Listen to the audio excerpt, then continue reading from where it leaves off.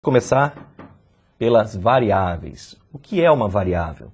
Então eu coloquei aqui no texto para vocês que variável é convencionalmente o conjunto de resultados possíveis de um fenômeno. Por exemplo, se eu pergunto para uma pessoa qual é a sua idade, todas as pessoas têm uma idade, só que essas idades são variáveis. Uma pessoa pode ter 22 anos, uma outra pessoa 35 anos e uma outra pessoa 47 anos. Então, são variáveis, as respostas são infinitas, possíveis, múltiplas. Variável, posso definir então que é pelo menos uma característica que possa ser observada ou medida nos elementos de uma população. Então, muitas vezes a variável ela é uma variável mensurável, uma variável numérica. Outras vezes não, outras vezes é uma variável nominal, uma variável expressa na forma de um nome. Como, por exemplo, quando se faz a pergunta, qual é o seu time de futebol? Todos vão responder o seu time do coração, o time para o qual torce, mas não na forma de um número, e sim na forma de um nome. Aí nós entramos na classificação das variáveis. Temos as variáveis qualitativas e as variáveis quantitativas. Quando a resposta à sua pergunta de pesquisa é um nome, nós podemos dizer que se trata de uma variável qualitativa. Existem dois tipos de variáveis qualitativas. As variáveis qualitativas nominais e as variáveis qualitativas ordinais. Qual é a diferença entre elas? Vamos começar pelas variáveis nominais. Uma variável nominal é aquela onde a resposta à sua pergunta de pesquisa é um nome, mas esse nome não tem uma relação de grandeza. Por exemplo, sexo. Respostas possíveis, masculino ou feminino. Só que masculino não é maior do que feminino e feminino não tem relação de grandeza com masculino. São apenas diferentes, mas não têm relação de grandeza. Como time de futebol, como cor preferida. São apenas respostas nominais diferentes que não têm relação de grandeza, não podem ser mensuradas. Já as variáveis qualitativas ordinais, elas podem ser mensuradas. A resposta vem na forma de um nome, mas eu consigo ordenar essas respostas. Por exemplo, se eu pergunto o grau de satisfação de um cliente em relação a um produto que ele comprou, ele pode me responder, está parcialmente satisfeito, está plenamente satisfeito, muito satisfeito, pouco satisfeito. Então eu posso ordenar essas respostas pelo grau de satisfação. Então são variáveis ordinais, elas podem ser colocadas em ordem, por isso o nome ordinais. Se eu pergunto a uma outra pessoa, o seu nível, a sua classe socioeconômica, classe A, classe B, classe C, classe D. A, B, C e D são diferentes e são nomes, porém eu consigo ordená-los. Quem pertence à classe A tem um poder aquisitivo maior do que o indivíduo que pertence à classe C. As respostas a essa pergunta de pesquisa são então variáveis qualitativas ordinais. Elas podem ser colocadas em ordem por terem uma relação de grandeza. Já as variáveis quantitativas sempre virão na forma de um número. Temos dois tipos de variáveis quantitativas. As quantitativas discretas e as quantitativas contínuas. A diferença entre elas é bastante simples. A variável quantitativa discreta é aquela em que a sua pergunta de pesquisa tem como resposta um número inteiro. Não pode vir um número fracionário.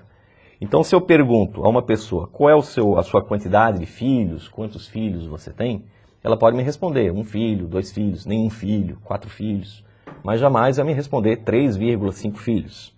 Logo, é uma pergunta de pesquisa que só pode ter como resposta uma variável numérica inteira, nunca um número fracionário. Portanto, é uma variável quantitativa discreta. Já a variável numérica quantitativa contínua, ela aceita números fracionários, como peso e altura. Se eu pergunto a um indivíduo o peso, ele pode ter 72,5 quilos, altura 1,75 metros. Então eu não fico preso apenas a números inteiros, né? Mesmo que o indivíduo me responda que ele tem exatamente 65 quilos, ele está me dando uma informação, um dado, que é uma variável quantitativa contínua. Não é porque deu um peso exatamente inteiro que a variável passa a ser discreta. E sim porque a característica da variável aceita ou não números fracionários.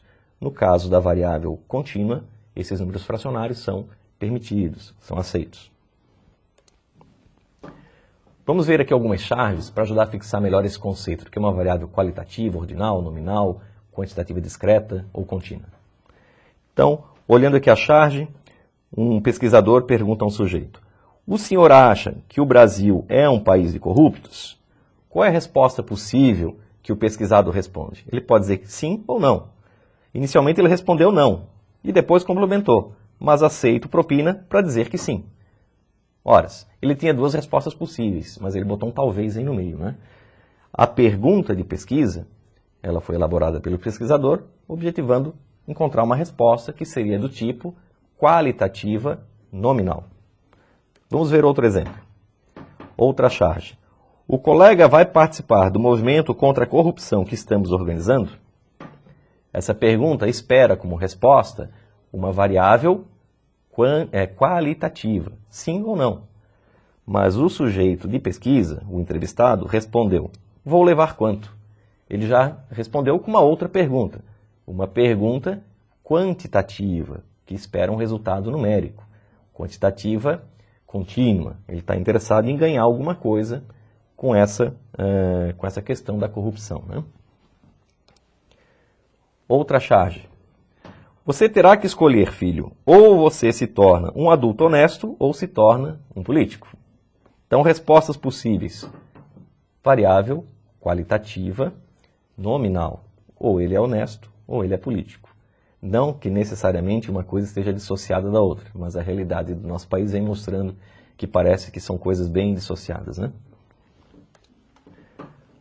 Bom, variáveis qualitativas e quantitativas, depois de coletadas, elas podem ser organizadas em bancos de dados.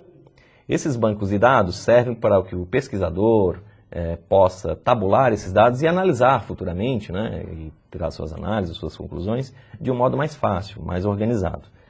Então aqui tem um exemplo de uma pesquisa sobre aspectos do turismo na cidade de São Paulo. Então essa pesquisa fez uma série de perguntas, que são chamadas de variáveis, e essas variáveis, essas perguntas, têm uma série de respostas. Então, por exemplo, o banco de dados é montado com rótulos, que eu coloco na primeira linha: indivíduo, estado civil, idade, escolaridade, número de viagens, renda mensal. São os rótulos, as perguntas de pesquisa. E as respostas para cada uma das colunas, por exemplo, na coluna das idades, eu tenho as respostas possíveis: 33 anos, 21 anos, 35 anos. Já no estado civil, as respostas não vêm numéricas, vem casado, o primeiro sujeito entrevistado; solteiro, o segundo sujeito entrevistado; e casado, o terceiro sujeito entrevistado. Então temos aqui uma variável nominal, enquanto que no primeiro exemplo da idade é uma variável contínua, quantitativa contínua. Escolaridade, resposta possível: ensino médio ou ensino superior. Aqui parece que a resposta é nominal, mas na verdade não é. É uma resposta, uma variável qualitativa ordinal, porque eu consigo ordenar o grau de escolaridade, se ele é mais elevado ou é menor. Então, apesar da resposta vir na forma de um nome, a variável é denominada variável qualitativa ordinal. Número de viagens, respostas numéricas, somente na forma de números inteiros. Não se aceita alguém viajar 3,5 viagens, por exemplo. Então, é uma resposta quantitativa discreta, né? E a renda mensal, a última variável pesquisada, mostra que é possível dar resultados fracionários. Logo, é uma variável quantitativa numérica contínua. Vamos falar agora sobre arredondamento de números. Para arredondar números, nós temos que seguir sempre duas regras bem simples. Eu costumo chamar uma regra de primeira regra e outra regra de segunda regra. Por que eu chamo assim? Porque uma vem antes da outra. A primeira vem antes da segunda, a segunda vem depois da primeira. Parece lógico, mas muitas vezes, quando se vai fazer um arredondamento, algumas pessoas partem para a segunda regra esquecendo da primeira. Lembrem-se, a primeira regra é sempre a mais importante. Só uso a segunda regra quando não é permitido, quando não é possível usar a primeira. Então vamos conhecer essas regras. Primeira regra, arredondar para o número mais próximo. Vamos imaginar o número 4,7. 4,7 eu quero arredondar para o inteiro. Eu estou mais perto do 4 ou do 5? Eu estou mais perto do 5. Então o arredondamento pela primeira regra me diz que 4,7 equivale a 5. Já o número 4,2, se eu for arredondar para o inteiro, irá para 4, né? Porque está mais perto do número 4. A segunda regra diz o seguinte, arredondar para o par mais próximo. Eu só uso essa segunda regra quando for difícil, quando for impossível usar a primeira regra. Vamos ver algum exemplo. O número 5,5. 5,5, eu estou à mesma distância do número 5 e do número 6. Então eu começo a gerar uma dúvida. Eu tento aplicar a primeira regra, que diz arredonde para o mais próximo. Só que eu estou à mesma distância do 5 e do 6. Imaginemos o seguinte, eu estou andando com o meu automóvel por uma rodovia, está aqui representada por essa linha laranja. O meu automóvel identificou, quando eu estava dirigindo na estrada, identifiquei que tem um posto de gasolina no quilômetro 5 e um posto de gasolina no quilômetro 6. E o combustível do meu carro acabou no quilômetro 5,5. O que eu posso fazer? Eu vou ter que saltar do meu carro e caminhar para comprar combustível. Ou eu vou para o posto do quilômetro 5, ou eu vou para o posto do quilômetro 6. Qual é a decisão que eu tomo? Vamos fazer a seguinte simulação. Os dois postos têm o mesmo preço, os dois postos não vendem gasolina adulterada e eu estou numa rodovia plana, não vou ter que subir nem descer morros. Então, como eu estou à mesma distância, para mim tanto faz ir para o quilômetro 5,5 ou ir para o quilômetro 6,5. Aliás, ir para o quilômetro 5 ou ir para o quilômetro 6. Porém, pela regra da estatística, pela regra de arredondamento proposta pela Fundação IBGE, nós devemos levar para o par mais próximo. O par mais próximo é o 6. 6 é par, 5 é ímpar. Então, 5,5 equivale a 6. A gente joga o número para cima. Já o 6,5, no exemplo aqui de baixo, o 6,5 ele vai para o 6 e não para o 7. O 6,5 também está exatamente no meio do caminho entre o 6 e o 7. Se eu for arredondar para o inteiro, eu não posso levar para o 7. Porque o 7 é ímpar, já o 6 é par. Então, o 6,5 vem para baixo. Então, essa é a norma que é adotada no Brasil para arredondamentos. Lembre-se que essa norma é um pouquinho diferente das adotadas pelas calculadoras. Se você fizer o arredondamento numa calculadora, você verá que o resultado dá diferente. Vamos observar os seguintes arredondamentos. Primeiro caso, 38,648 para o centésimo mais próximo. Centésimo é deixar com duas casas após a vírgula. Então, vou pegar um número e separar aqui a segunda casa após a vírgula. Ficou 38,64 ou 38,65. Eu vou ter que fazer a opção. Eu estou mais próximo do 38,65. Usei a primeira regra. Já no outro caso, 54,76 para o décimo mais próximo. Décimo é deixar com uma casa após a vírgula. Ao deixar com uma casa após a vírgula, eu vou ter que optar, ou é 54,7 ou é 54,8. Estou mais perto do 54,8. Logo, usei a primeira regra.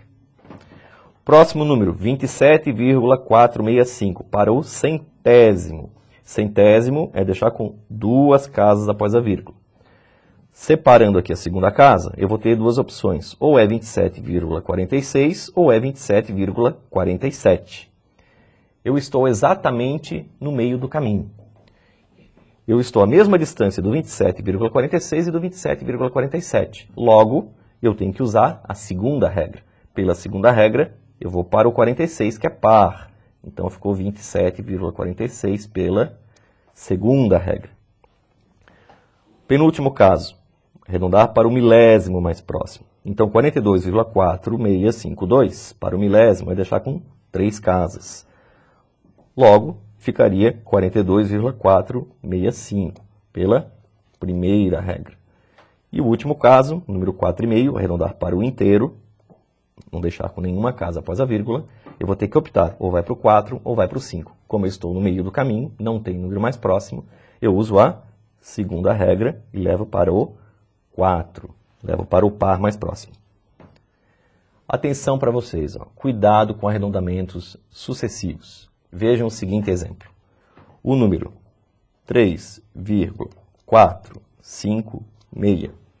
Se eu for fazendo arredondamentos sucessivos até chegar ao seu número inteiro, eu posso errar nesse arredondamento. Vejam o seguinte, ó.